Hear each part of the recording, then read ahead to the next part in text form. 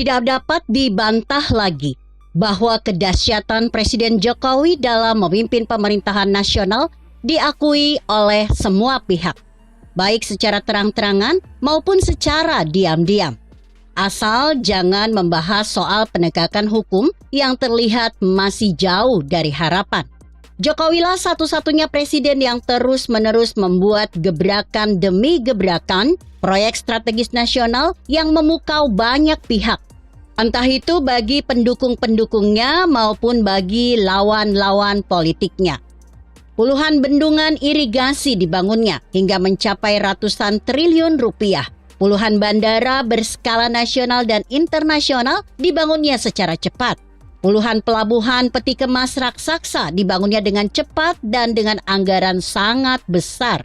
Ribuan kilometer jalan tol dibangunnya di beberapa daerah yang tidak pernah dicapai oleh seorang presiden Indonesia pun sebelumnya. Belum lagi pembangunan rumah sakit, jembatan gantung, tempat-tempat pendidikan, dan lain-lain. Semua orang pasti takjub menyaksikannya. Jangan berdebat untuk masalah hutang. Jika itu membuahkan aset negara yang sangat berharga, tak jadi masalah. Persoalan banyak bandit yang merampok dana hasil hutang ataupun merampok APBN APBD. Sekali lagi penulis katakan bahwa itu masalah penegakan hukum yang masih jauh dari harapan. Itu kesalahan tidak boleh sepenuhnya ditimpakan pada Presiden Jokowi, melainkan pada KPK, Polri, Kejagung, MA, dan para advokat yang berwenang mengatasi persoalannya. Demikian pula masalah kehidupan antar umat beragama yang masih sering terjadi benturan. Persoalan itu tak boleh sepenuhnya ditimpakan pada Presiden Jokowi, melainkan harusnya ditimpakan pada para oknum pemuka agama dan buzzer. Presiden Jokowi sudah sangat berani dan gagah merespon setiap suara, bahkan amukan kelompok agama yang ingin menyampaikan aspirasinya. Bukankah kita semua sudah melihat bagaimana beraninya Presiden Jokowi menembus jantung kerumunan aksi massa 212 di periode pertama kepemimpinannya?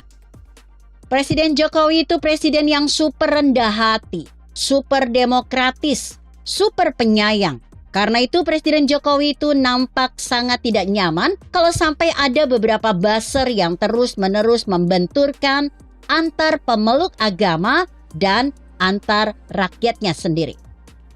Presiden Jokowi tampak lebih senang menelisik dan mendengar apa-apa yang menjadi penyebab kelompok A, B, C itu marah padanya, serta apa-apa yang ingin disampaikan padanya. Maka jangan heran MUI yang dahulu, sekarang hanya sebagian, aktif menyerang pemerintahannya. Ketuanya pun dirangkul dan dijadikan wapresnya. Sebagai seorang presiden yang sah, tentu Jokowi ingin diterima dan dicintai oleh semua rakyatnya.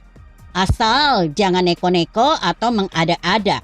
Seperti mau mengganti Pancasila sebagai dasar negara, merubah sistem hukum menjadi khilafah atau NKRI bersyariah. Maka Presiden Jokowi akan dengan lapang dada mendengar, menyaring, dan menampung, bahkan memperjuangkan aspirasi yang akan disampaikan padanya. Persoalannya, niat baik Presiden Jokowi ini kerap dikaburkan oleh ulah para buzzer yang keterlaluan ingin menjilatnya.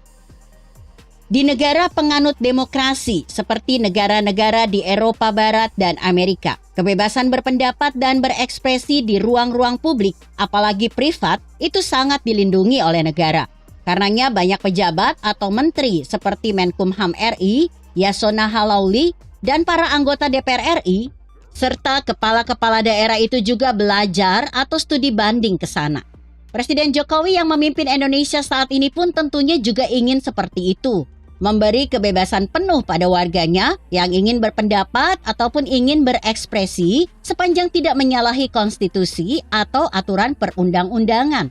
Seorang ustazah dari pondok pesantren terkemuka misalnya mengemukakan dalil bahwa laki-laki akan dijamu oleh Tuhan di surga dengan bidadari dan perempuan akan dijamu dengan harta benda, emas permata dan lain-lain. Itu dalil kitab suci yang diyakininya. Tidak boleh ditolol-tololkan, karena itu akan berakibat terjadinya benturan horizontal yang bisa merembet menjadi benturan atau konflik vertikal. Bahasa Tuhan kadang ditujukan untuk orang-orang kelas tertentu.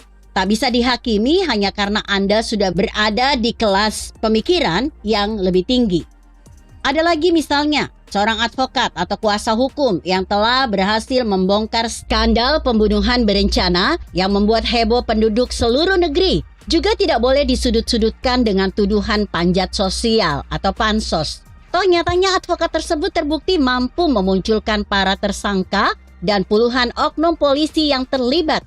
Banyak yang ditahan atau bahasa halusnya ditempatkan khusus dan diberhentikan dengan tidak hormat. Presiden Jokowi sendiri sejak awal mendesak Kapolri untuk menuntaskan kasus ini secara cepat, transparan, tanpa ada yang ditutup-tutupi. Lah, Buzzer kok malah main salah-salahkan mereka yang berusaha membongkar kasusnya. Dengan memperhatikan adanya ketidaksesuaian antara kehendak, instruksi, atau niat baik Presiden Jokowi dengan tingkah pola para buzzer di lapangan, penulis berkesimpulan ada yang keliru dari para buzzer ini. Pemerintah sudah menggelontorkan ratusan miliar untuk para influencer yang berfungsi untuk mensosialisasikan berbagai kebijakan atau program-program strategis nasional pemerintah dan lain-lain. Dengan baik, jangan sampai diselewengkan. Semoga saja tidak demikian ya. Menjadi kegiatan para buzzer yang tidak jelas arah pergerakannya.